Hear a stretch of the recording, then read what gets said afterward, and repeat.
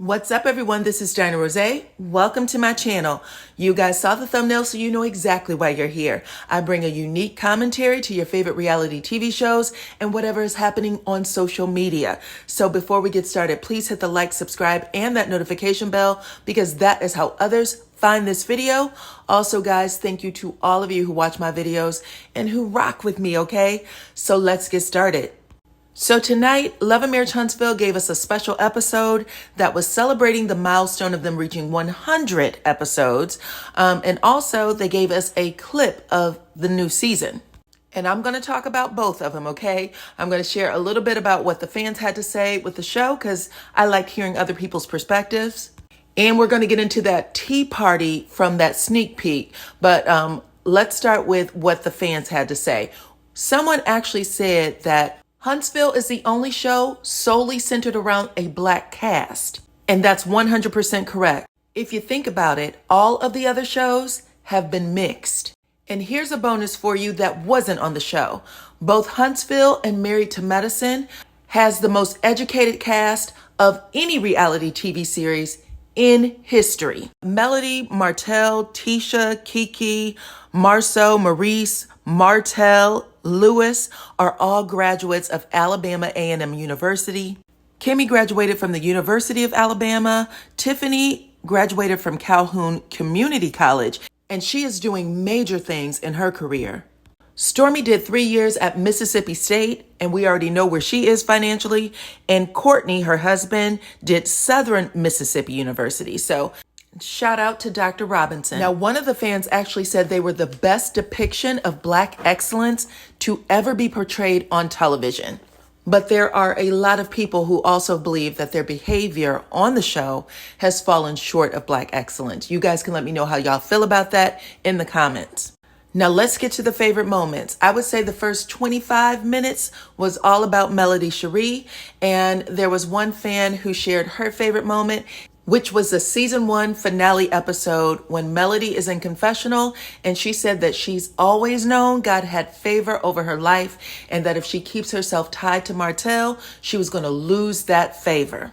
And that just so happens to be my favorite moment too. I absolutely love that scene. It was what tied me to the show. But I actually shared that same moment with Melody Cherie when I interviewed her back in October or November of last year. And it was just cool to see other fans have the same favorite moment.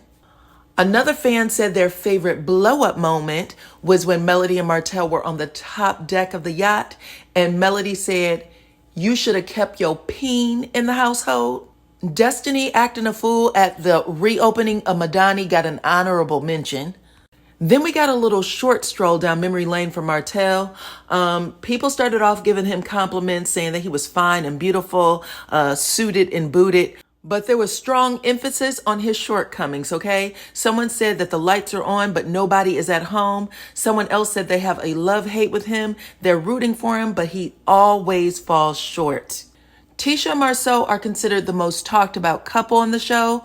And the number one question every one of the fans had is he a cheater? Has he cheated? And you guys, every single one of those super fans that showed up on the episode said that they do believe Marceau has cheated. Even though they agreed that there hasn't been any tangible proof, they agreed that Martell did an excellent job of throwing them all under the bus. One of the super fans said that Tisha needs to stop being dumb. Now, I remember last year when Marceau and Tisha went live following the special social media edition of Huntsville, and they cussed everybody out. They were pissed that Tisha was portrayed as a dumb housewife, and that's when Marceau let everybody know that Tisha owned an apartment building and she has all these degrees. So I'm kind of curious if they have anything to say about how this special portrayed them, because it wasn't in a great light either. Another fan talked about a moment that she would never get over, and it just so happened to have been the moment Martell called his baby mama a peasant. And I really hope someone tell her she should just get over that because the baby mama is actually over it, okay? Then they talked a little bit about the mothers on the show and, of course, the reunions, which someone described as too cutthroat and too dirty. So let's get into this new sneak peek, okay? We got 2 scenes that I hadn't seen before. The first being the tea party. Now, it sounds like this is an event that Melody threw All of the ladies of the cast are here, but none of the mamas except for Stormi's mama, Betty. It also looks like there's a mediator there, so maybe this is some sort of event where the ladies can come together and squash the beef. And Melody apologizes to Stormi's mama for tweeting something that would have offended her. But you see the expression on these ladies' faces, right? Have y'all heard that old saying, cut the head off of a snake and another one will grow in its place? Betty Steele is definitely taking over Wanda's spot.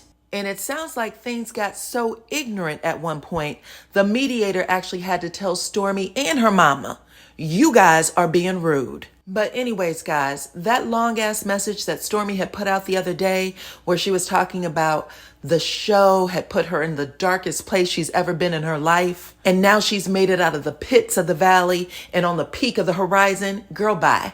If this show is putting you in a place where you're having dark thoughts, you would definitely leave the show. It's not like she needs the money. And then in this scene, she's having a conversation with Courtney like she misses Melody's friendship. She told me that she'd talk to me and I haven't heard from her in months.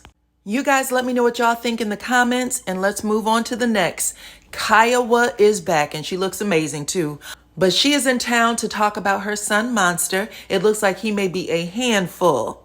And it looks like Kimmy is asking for a little more authority over Monster since she's with him all the time.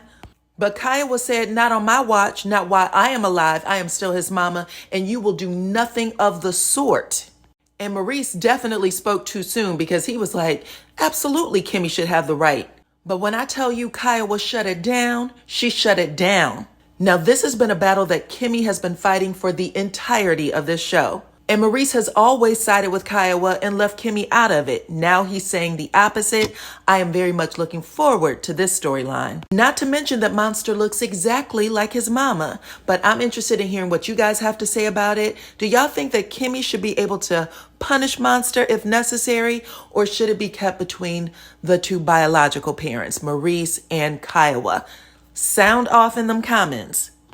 Anyways, guys, the rest of the scenes we already talked about in a previous video, so I am going to sign off here.